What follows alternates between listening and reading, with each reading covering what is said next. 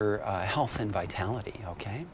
And so this training video rather is going to focus on how to do that aspect, which is the muscle testing to vet for these other food sensitivities and things of that nature. And we're going to be doing that using this book. It works, this type of testing that we're going to be seeing, which is basically we speak the food and then we test the result, and you can do that, and as many of you know, we have a test device that allows you to quantify the result. You measure the muscle response to find out if you get a strong or a weak response. Now obviously with quantified results we can do a little bit more with it, but it works equally well with pushing down on the hands, etc. O-ring testing. There are some advantages. The main thing is keep in mind the three elements in the triad of accuracy, which is proper mental conditioning, knowing how to isolate and repetitively test an identical muscle group without premature fatigue to the muscle. Because when you're doing this type of testing, even in one session, you will be doing up to 100 muscle tests, so you want to make sure and keep that comfortable. Okay, and then the third element in the triad of accuracy is protocol, and we're going to be discussing this protocol with you in this video training. And this type of testing, where we are able to speak the oral stimulus but not have the physical substance of the food product, works equally well as having the physical stimulus of the food. And one of the ways that scientists are now being able to understand how it works equally well is, as you may have heard already, quantum physics and quantum mechanics models that are being developed. And so be sure to see those related videos on quantum physics if you're the scientific type or just the curious type that wants to know how it is that muscle testing works, things like the double slit experiment, etc., the entanglement principle. And then we see how it is that we can actually tap into the response of the energy of a food as it's represented by our intention. I'm not going to explain that any further right now. Be sure to check out the videos on that. Okay, so as we move on down here, what are we? Oh, yes.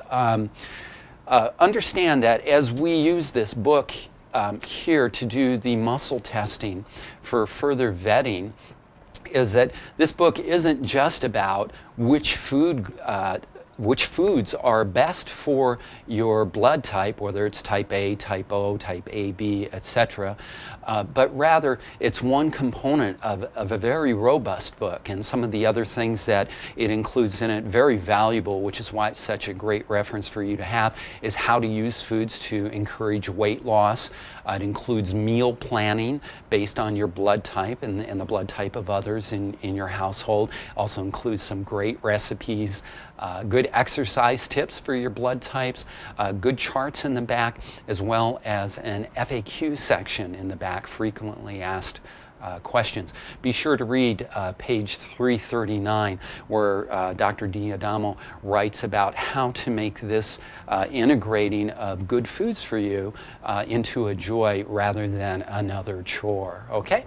So having said that, as I mentioned, the foods are organized in this book by blood type. And so let me show you what it is that I'm talking about, because it's further broken down after that. So to give you an idea, you'll see that there are about a dozen food groups: oils and fats, nuts and seeds, eggs and dairy.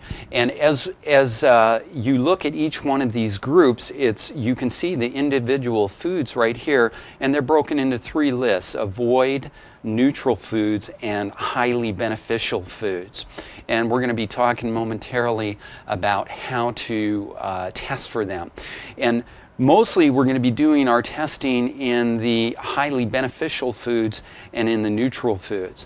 if it already says to avoid these foods, why test on them, right? So this is where our major focus is going to be, is in these two areas right here. Okay? So let's see what's next on the list. And yes, I want to talk about regional differences, because when it is that we are testing for foods, we're also taking into consideration what's available in our regional areas.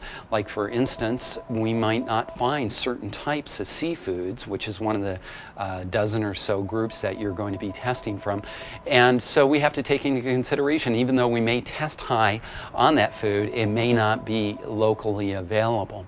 Having said that, however, the other aspect to consider is that many stores, especially the higher-end specialty stores that cater to people who have a higher discernment in eating good food, they can order foods for you. In addition, there's a lot more online options that are becoming available as far as getting foods from different areas, okay? So keep both of those things in mind. All right. So when it comes down to testing, the testing is fairly simple as far as what it is that you do. As always, once you've prepared and qualified for testing and you are in a thumbs-up testable state, what you're going to do is to set a baseline, a comfortable baseline, so that you can do about 100 polls.